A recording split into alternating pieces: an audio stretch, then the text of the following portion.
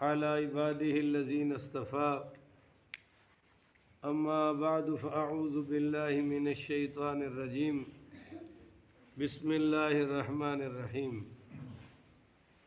معزز سامعین، 29 اکتوبر بروز سوموار 2023 بعد نماز فجر کا یہ درس قرآن انشاءاللہ آج 30 ہے 30 اکتوبر بروز سوموار 2023 بعد نماز فجر کا یہ درس قرآن انشاءاللہ 17ویں پارے کی ابتدا ہے اور سورۃ الانبیاء کا پہلا درس ہے۔ دعا فرمائے کہ اللہ قبول فرمائے۔ شرح صدر کے ساتھ اللہ کریم حق سچ بیان کرنے کی توفیق عطا فرمائے۔ عمل والی باتوں پر اللہ تعالی ہم سب کو عمل کرنے کی توفیق عطا فرمائے۔ اس کا سورۃ الانبیاء نام رکھا گیا ہے چونکہ اس میں بہت سارے نبیوں کا ذکر کیا گیا ہے، اور حضرت عبداللہ ابن مسعود رضی اللہ تعالی عنہ نے اس کو سورۃ الانبیاء کہا ہے، اور حضرت عبداللہ ابن مسعود وہ عظیم الشان صحابی ہیں کہ جن کے بارے میں سرکار دو عالم صلی اللہ علیہ وآلہ وسلم نے فرمایا کہ عبداللہ ابن مسعود کی رضا میں میری رضا ہے، یعنی کہ میری رضا میں نہیں، عبداللہ کی رضا میں میری رضا ہے۔ اور حضرت عبد الرحمن بن یزید رحمۃ اللہ علیہ بیان کرتے ہیں کہ حضرت عبداللہ بن مسعود رضی اللہ تعالیٰ عنہ نے فرمایا کہ بنی اسرائیل اور سورہ کہف، سورہ مریم، سورہ طٰہٰ اور سورۃ الانبیاء یہ قدیم صورتوں میں سے ہیں، اور ان کو ابتدائے اسلام سے ہی میں نے حفظ کر لیا تھا۔ ایک روایت میں آتا ہے کہ یہ میری سب سے بڑی کمائی ہے کہ میں نے ان صورتوں کو حفظ کر لیا۔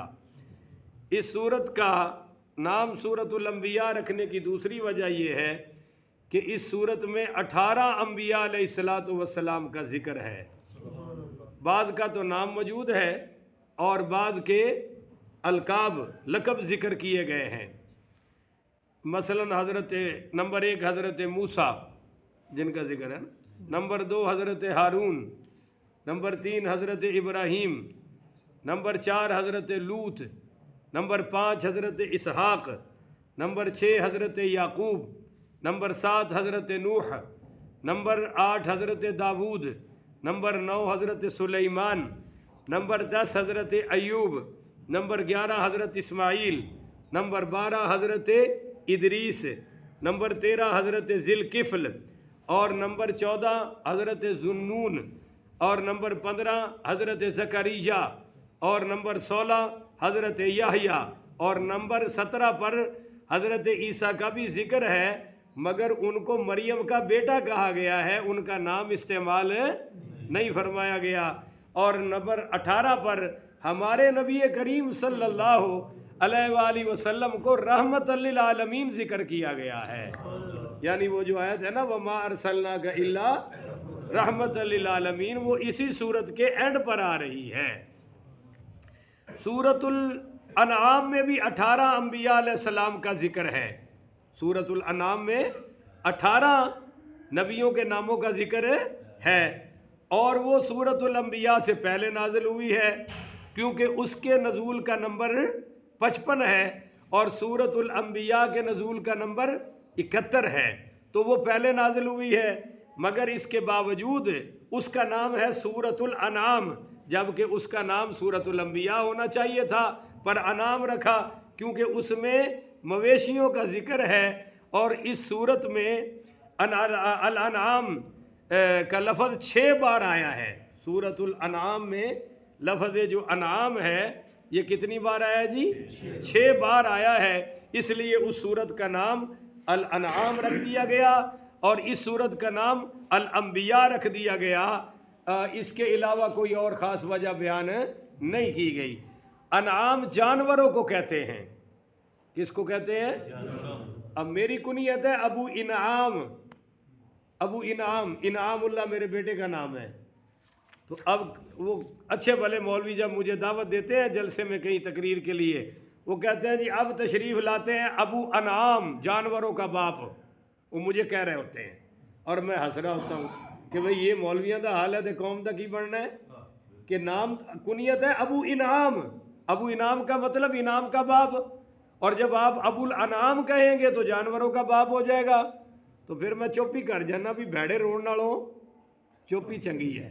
اچھا جی, سورہ طٰہٰ میں سورہ طٰہٰ کے اینڈ پر قیامت کا ذکر کیا گیا کہ کل آپ ان سے فرما دیجئے کہ کل متربص کہ ہم سب انتظار کر رہے ہیں, فتربصوا سو تم بھی قیامت کا بولا کرو سارے بھائی, تم بھی قیامت کا انتظار کیا کرو. فستعلمون تو سو ان قریب جان لوگے کہ من اصحاب الصراط السوی ومن اہتدی کہ کون سیدھے راستے پر ہے اور کون ہدایت پر ہے.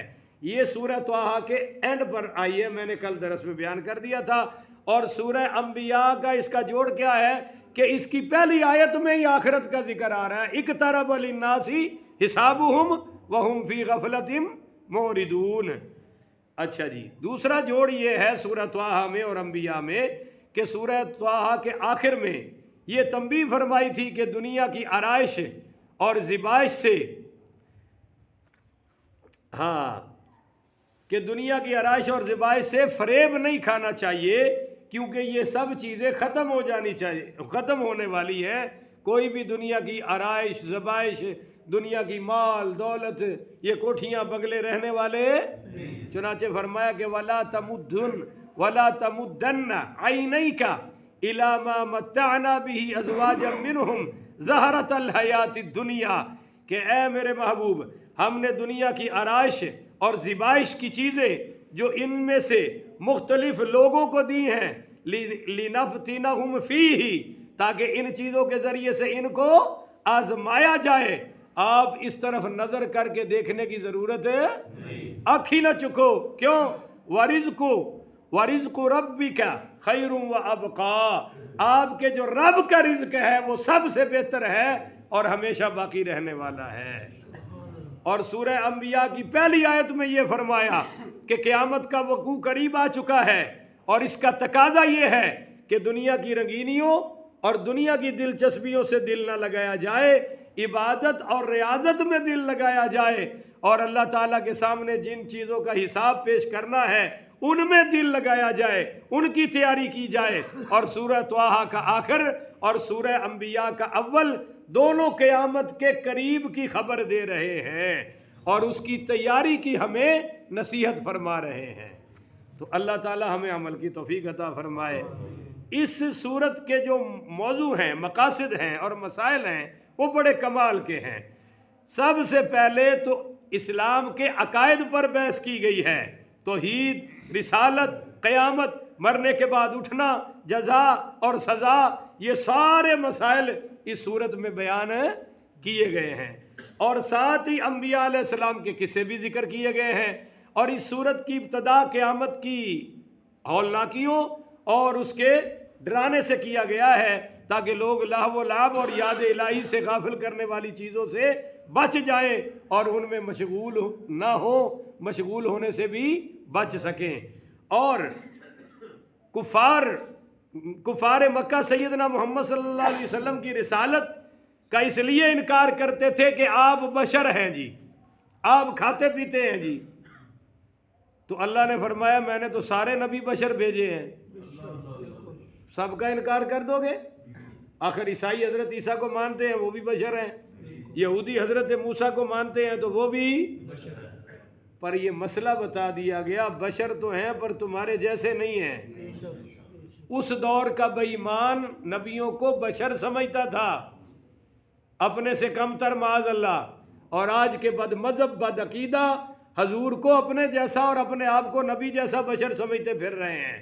وہ بھی غلط ہے, بولو یہ بھی بشر تو ہیں پر بشروں جیسے نہیں, سب سے اعلیٰ ہیں. یہ آ جائے گا انشاءاللہ. اچھا جی, آگے ایک عجیب موضوع ہے کہ کفار کہتے تھے کہ فرشتے اللہ تعالیٰ کی بیٹیاں ہیں. اللہ نے اس صورت میں ان کا بھی رد فرمایا کہ فرشتے اللہ تعالیٰ کی بیٹیاں, وہ تو اللہ تعالیٰ کے اطاعت گزار بندے ہیں, وہ بیٹیاں نہیں ہیں. اچھا جی، اللہ تعالیٰ نے اپنی الوہیت پر دلائل قائم کیے ہیں. کیا؟ کہ اس نے آسمانوں اور زمینوں کو پیدا کیا، دن اور رات کا سلسلہ قائم کیا، زمین کو قائم رکھنے کے لیے اوپر پہاڑ گاڑ دیے، اپنی توحید پر، وحدانیت پر یہ دلیل قائم کی اللہ نے کہ اگر دو خدا ہوتے تو زمین اور آسمان کا نظام چل سکتا نہیں. اگر متعدد خدا ہوتے تو جب قیامت آئے گی تو ہر چیز فنا ہو جائے گی، صرف رب کی ذات باقی رہے گی. ان آیات کے ضمن میں اللہ تعالیٰ نے بعض انبیاء علیہ السلام کے قصص بیان فرمائے ہیں، اور جس کا میں نے پیچھے ذکر کر دیا ہے. ان انبیاء علیہ السلام کے قصص کو ذکر کرنے کے بعد یہ بیان کیا کہ تمام نبیوں کا مقصد لوگوں کو توحید کی دعوت دینا تھا. تو پتہ چلا کہ بنیاد میں سب نبیوں کا دین ایک ہے، شریعت جدا جدا ہے، بولو شریعت مگر عقائد ایک ہی ہیں، اس کا بھی اس میں ذکر ہے. اور یہ بھی بتایا گیا ہے کہ قیامت کی علامتوں میں سے یہ ہے کہ یاجوج اور ماجوج باہر نکلیں گے، اور جو ان کے آگے رکاوٹ والی دیوار ہے اس کو دور کر دیا جائے گا، اس کا بھی بیان ہے. اور قیامت کے دن شدید عذاب ہوگا، بہت ہولناک مناظر ہوں گے. اس زمین کو کسی اور زمین سے تبدیل کر دیا جائے گا، اور آسمان کو کاغذ کی طرح لپیٹ کر ختم کر دیا جائے گا. اس چیز کا بھی بیان اس صورت میں آئے گا، کہو انشاءاللہ. اور اس صورت کو اس بیان پر ختم کیا گیا ہے کہ نبی کریم صلی اللہ علیہ وسلم سارے جہانوں کے لیے رحمت بن کے آئے ہیں، اور آپ کی طرف وہی گئی ہے کہ عبادت کے لائق کون ہے جی، اور اس کے احکام پر عمل کرنا فرض ہے. آپ لوگوں کو جلد آنے والے عذاب سے ڈراتے ہیں، قیامت کا آنا حتمی اور یقینی ہے. اس میں جو مہلت دی گئی ہے وہ صرف لوگوں کو آزمانے کے لیے دی گئی ہے. تو یہ ہے اس کا مختصر خلاصہ سورۃ الانبیاء کا. اب ہم اللہ تعالیٰ کے فضل و کرم سے اس کی پہلی آیت کا صرف آج ترجمہ اور تھوڑی سی تشریح کریں گے. اللہ تعالیٰ عمل کی توفیق عطا فرمائے. سب بھائی کہو آمین. ایمانداری کی بات ہے، میں بڑا خوش ہوں کہ آپ اتنے ساتھی بیٹھ جاتے ہیں. اللہ آپ کو بہت اس کی جزائے خیر عطا فرمائے. انشاءاللہ آپ قرآن کے لیے بیٹھے ہیں، قرآن قبر میں بھی ساتھ ہوگا اور حشر میں بھی ہمارے ساتھ ہوگا. اور پیچھے ماشاءاللہ سالوں سال محنت کیتی ہے، تین تو چوتھا بندہ نہیں سی ہویا. اور رجے لوگ سڑنا پیسہ بہت سی انہاں کولوں، انہاں آکھیا نہ سانو مولوی دی لوڑ ہے، نہ درس قرآن دی لوڑ ہے. اور ماشاءاللہ تانوں قرآن دی بھی پیاس ہے اور حدیث دی بھی پیاس ہے. اللہ کرے کہ وددی روے کدے گھٹ نہ ہوئے. کہو آمین. اقترب للناس حسابہم، لوگوں کے حساب کا وقت قریب آ گیا ہے. یہ پہلی آیت ہے کہ لوگوں کے حساب کا وقت وَهُمْ فِي غَفْلَةٍ مُوردُونَ، پھر بھی وہ غفلت میں پڑے ہوئے ہیں، موردون، اور منہ پھیرے ہوئے ہیں، اعراض کر رہے ہیں. یہ پہلی آیت ہے. تو پتہ چلا کہ دنیا میں اللہ نے بھیجا ہے امتحان کے لیے. دنیا میں بھیجا ہے اللہ نے امتحان کے لیے، نہ کہ دل لگا کر جم کر بیٹھنے کے لیے. اور پیپر ہے آخرت کا. بولیے پیپر ہے. آج کل کرکٹ کا بڑا شوق ہے نا، تو میں کہتا ہوں کہ بھائی یہ پوری دنیا گراؤنڈ ہے، پوری دنیا گراؤنڈ ہے. اور ہمارے پیچھے ہمارے آگے بولر کون ہے؟ شیطان. اور ہمارے ہاتھ میں جو گیند ہے، بلہ ہے نا، وہ لا الہ الا اللہ محمد رسول اللہ ہے. اب اس سے ہم نے شیطان کے چھکے چھڑانے ہیں، اور اس نے 5 وکٹیں گرانی ہیں. کلمے کی وکٹ، نماز کی وکٹ، روزے کی وکٹ، زکوٰۃ کی وکٹ، حج کی وکٹ. اگر کوئی مالدار حج سے رک گیا تو سمجھ لو شیطان نے اس کو وکٹ آؤٹ کر رکھا ہے. سمجھ آ رہی ہے نہیں آ رہی؟ اگر کوئی مالدار ہے اور بدبخت زکوٰۃ نہیں دے رہا، سمجھ لو اس کی وکٹ اڑا رکھی ہے شیطان نے، یہ وکٹ آؤٹ ہے. اور اگر کوئی شخص روزے نہیں رکھتا تو یہ بھی وکٹ آؤٹ ہے. اور کوئی نماز نہیں پڑھتا تو اس کی وکٹ بھی آؤٹ ہے. اور جو کلمہ نہیں پڑھ رہا وہ تو بالکل ہی آؤٹ ہے. ہم نے ان وکٹوں کو بچانا ہے، شیطان کو بھگانا ہے، اور لا الہ الا اللہ محمد رسول اللہ کو پورے عالم میں پھیلانا ہے. ہمارا میچ ہے شیطان سے. اب چند حدیثیں سن لیجئے. علامہ قرطبی، سارے پڑھو رحمت اللہ علیہ، نے لکھا ہے اپنی تفسیر میں الجامع الاحکام القرآن میں کہ نبی کریم صلی اللہ علیہ وسلم کے صحابہ میں سے کوئی صحابی اپنے مکان کی دیوار بنا رہا تھا. جس دن یہ صورت نازل ہوئی اس دن ان کے پاس سے ایک شخص گزرا. دیوار بنانے والے شخص نے پوچھا کہ بھائی آج قرآن کیا نازل ہوا ہے؟ تو اس نے بتایا کہ یہ آیت نازل ہوئی ہے اقترب للناس حسابهم وهم فی غفلۃ موردون. لوگوں کے حساب کا وقت قریب آ گیا ہے، وہ پھر بھی غفلت میں پڑے ہوئے ہیں اور اعراض کر رہے ہیں. تو اس شخص نے اسی وقت اس دیوار سے اپنا ہاتھ روک لیا اور ہاتھ صاف کر کے کہا اللہ کی قسم جب حساب کا وقت قریب آ گیا ہے تو پھر یہ دیوار نہیں بنے گی بلکہ میں آخرت کی تیاری کروں گا.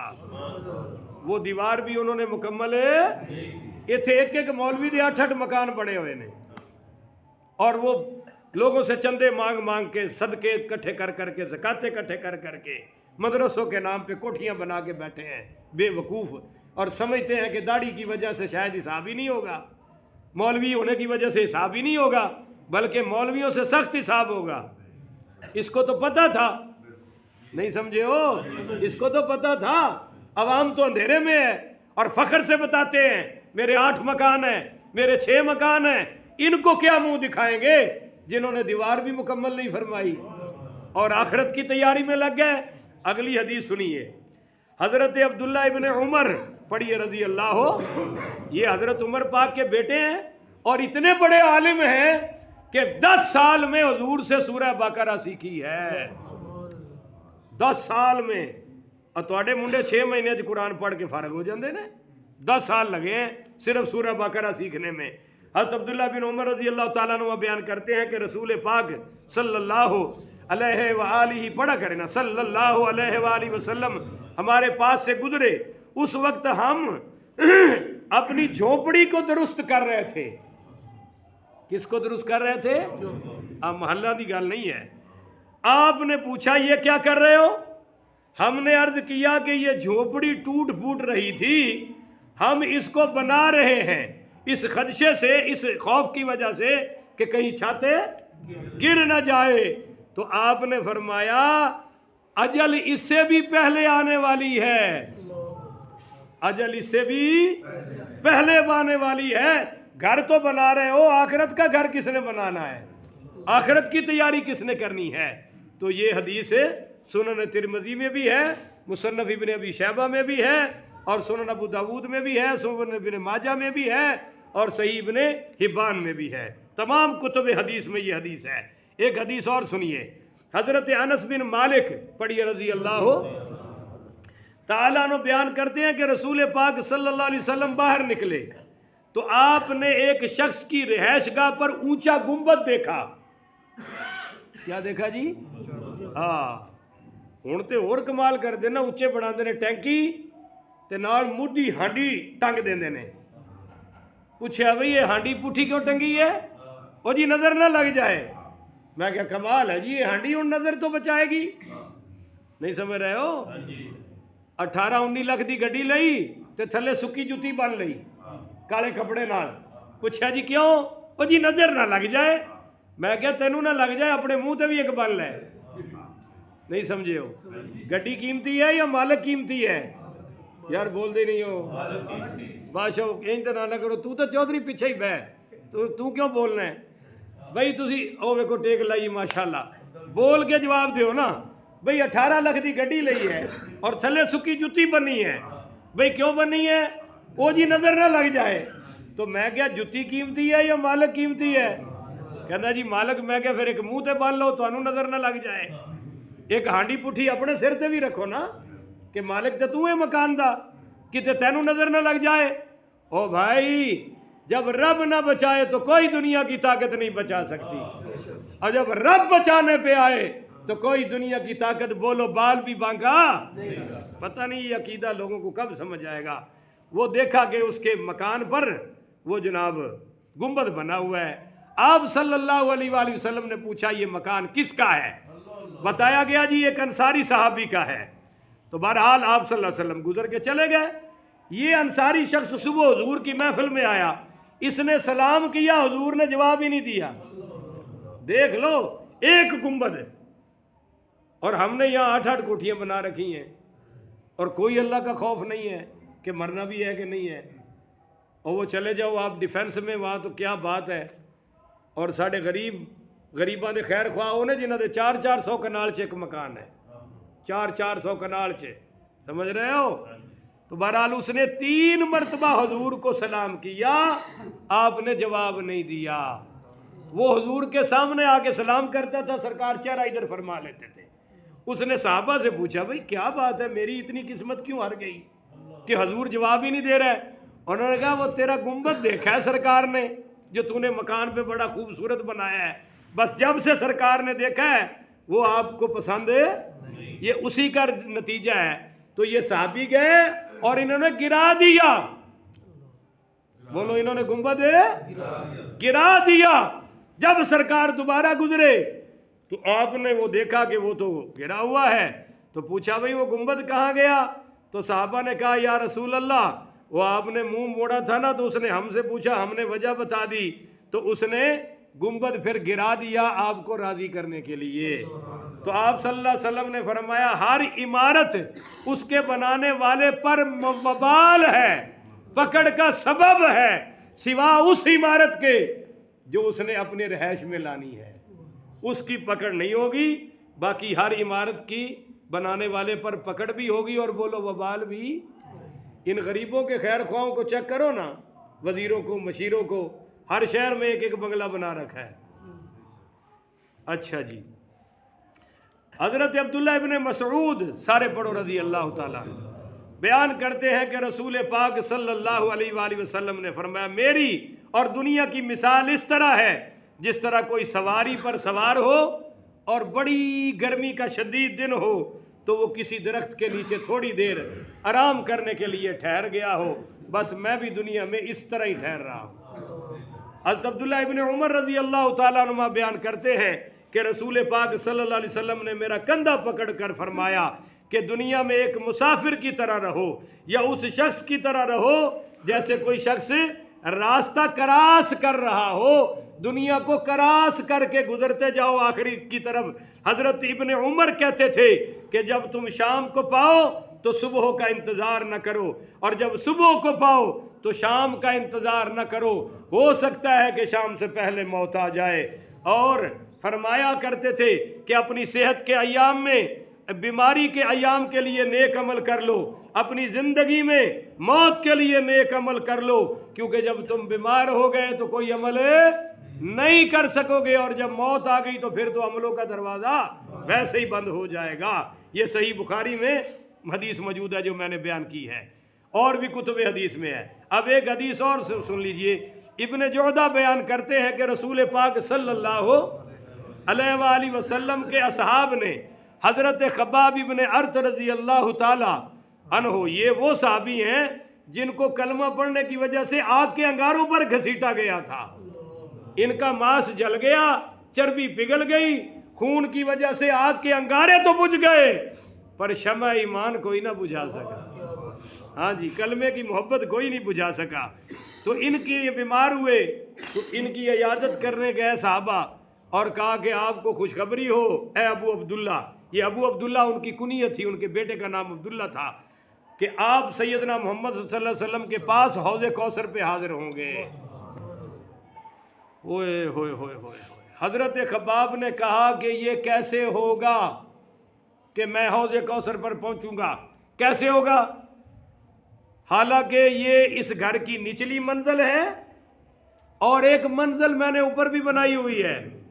سن رہے ہو, میں حوض کوثر پہ کیسے پہنچوں گا کہ یہ نچلی منزل ہے اور ایک منزل میں نے اوپر بھی بنا رکھی ہے, حالانکہ ہم سے رسول اللہ صلی اللہ علیہ وآلہ وسلم نے فرمایا تھا کہ دنیا کی صرف اتنی چیز کافی ہے جتنی مسافر کے پاس سفر میں خرچ کرنے کے لیے کوئی چیز ہوتی ہے, پر ہم نے تو مکانوں کی منزلیں بنا رکھی ہیں, تو میں کیسے حوض کوثر پہ پہنچ سکتا ہوں. اب دیکھیے کہ صحابی ہیں جن سے رب نے جنت میں قرآن میں جنت کا وعدہ کر رکھا ہے، ان کو اتنی فکر ہے، تو سوچئے ہمارے پاس کیا فکر ہوگی، ہمیں کتنی فکر ہونی چاہیے۔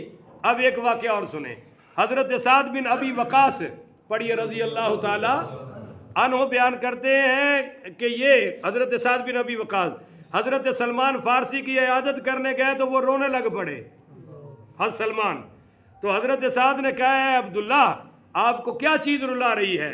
حالانکہ جب رسول اللہ صلی اللہ علیہ وآلہ وسلم کا وصال ہوا تو حضور آپ پر راضی سے، آپ رسول اللہ صلی اللہ علیہ وسلم سے ملاقات کریں گے اور ان کے پاس حوض کوثر پر حاضر ہوں گے۔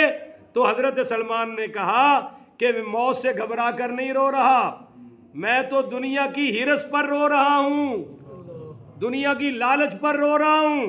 لیکن رسول اللہ صلی اللہ علیہ وسلم نے ہم کو یہ نصیحت کی تھی کہ تمہارے پاس فقط اتنا مال ہونا چاہیے جتنا ایک مسافر کے پاس حالت سفر میں خرچ ہوتا ہے، پر میرے ارد گرد یہ تکیے لگے ہوئے ہیں، اور ان کے ارد گرد تکیے تھے نا دو، کہا یہ تکیے لگے ہوئے ہیں، ایک پانی کا ٹپ بھی پڑا ہے، وضو کا سامان بھی ہے۔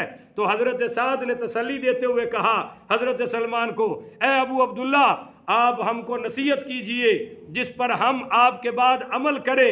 تو حضرت سلمان فارسی رضی اللہ تعالیٰ نے فرمایا کہ جب تم کو کوئی پریشانی ہو اور جب تم کوئی فیصلہ کرو اور جب تم کوئی مال تقسیم کرنے لگو تو اللہ کو یاد کیا کرو، اللہ تمہارے سامنے ہونا چاہیے، عدل کرتے وقت، فیصلہ کرتے وقت، اور پریشانی کے وقت اور تقسیم کرتے وقت۔ اب دو حدیثیں اور رہ گئی، دو تین ذرا توجہ سے سنیے گا، بڑی کمال کی ہیں۔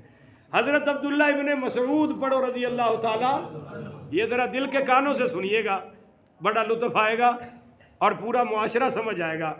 عبداللہ ابن مسعود نے فرمایا کہ اگر علماء اپنے علم کی حفاظت کرتے اور جو علم کا اہل ہو اسی کو تعلیم دیتے، نہیں سمجھے ہو، جو علم کا بولو تو صحیح نا، اہل ہو، جو علم کے قابل ہو اس کو علم تعلیم دیتے تو وہ اپنے زمانے والوں کے سردار ہوتے، لیکن انہوں نے اپنے علم کو دنیا کمانے میں لگا دیا اور دنیا داروں پر خرچ کیا، تو وہ دنیا داروں کی نظر میں ذلیل ہو گئے، دنیا کی نظروں میں ان کی کوئی اوقات ہے۔ میں نے تمہارے نبی کو یہ فرماتے ہوئے سنا کہ جس نے تمام تفکرات کو صرف ایک فکر بنا دیا اللہ اس کی آخرت کی فکر کے لیے کافی ہو جائے گا۔ یعنی جو عالم دین کا فکر کرے، یہ فکر کرے کہ لوگ نمازی کیسے بنیں گے، یہ فکر کرے کہ لوگوں کو صحیح قرآن پڑھنا کیسے آئے گا، انشاءاللہ اللہ اس کی آخرت کی فکر، اس کی دنیا کی فکر کے لیے کافی ہو جائے گا۔ اور فرمایا جس شخص نے بہت سے تفکرات، بہت سارے فکر جمع کر لے اور دنیا کے احوال میں اپنے آپ کو مبتلا کر دیا تو اللہ تعالیٰ کو اس عالم کی کوئی پرواہ نہیں، یہ چاہے جس وادی میں گرے تو گرتا پھرے، ایسے عالموں کی اللہ کو کوئی پرواہ نہیں ہے۔ یہ سنن ابن ماجہ میں بھی ہے، مصنف ابن ابی شیبہ میں بھی حدیث ہے۔ اچھا جی، ام الولید بنت عمر بیان کرتی ہیں کہ ایک شام کو رسول اللہ صلی اللہ علیہ وآلہ وسلم نے فرمایا کہ اے لوگو تم حیا نہیں کرتے، حیا کیا کرو۔ تو صحابہ نے عرض کیا یا رسول اللہ کس چیز سے؟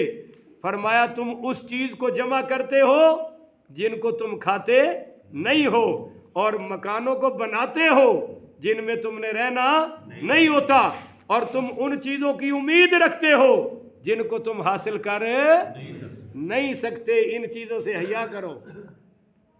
لوگوں نے گھر 18 منجیاں جمع ہوئی ہیں پہ نے، فالتو پہ نے، اور سال ہا سال کوئی استعمال بھی کرتا ان پر زکوٰۃ پڑتی ہے، ظالم زکوٰۃ بھی نہیں دیتا، پیٹیاں بستروں کی بھری پڑی ہیں، کسی کو دیتا ویتا اور ان کی زکوٰۃ بھی نہیں دے رہا، ان پر زکوٰۃ پڑتی ہے جو فالتو پڑے ہیں پر نہیں دیتا۔ حضرت عبداللہ ابن عباس رضی اللہ تعالیٰ عنہ بیان کرتے ہیں کہ رسول پاک صلی اللہ علیہ وآلہ وسلم نے ایک شخص کو نصیحت کرتے ہوئے فرمایا کہ بھائی 5 چیزوں کے آنے سے 5 چیزوں کی پہلے 5 چیزوں کے آنے سے پہلے 5 چیزوں کی قدر کر لو۔